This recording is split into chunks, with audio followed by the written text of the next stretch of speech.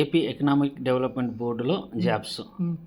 ఇక్కడ Andhra Pradesh economic development board ఒప్పంద ప్రాతిపదికన వివిధ టీమ్స్లో 22 పోస్టుల భర్తీకి దరఖాస్తులు కోరుతుంది. గమనించాలి, మనం ఇక్కడ గమనించాల్సింది ఏంటంటే ఒప్పంద ప్రాతిపదికన అంటే ప్యూర్లీగా కాంట్రాక్ట్ బేసిస్ మీద.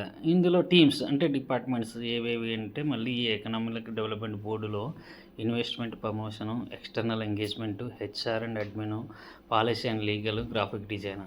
దీంట్లో వచ్చేసి స్టార్టింగ్ అండ్ వీడియో.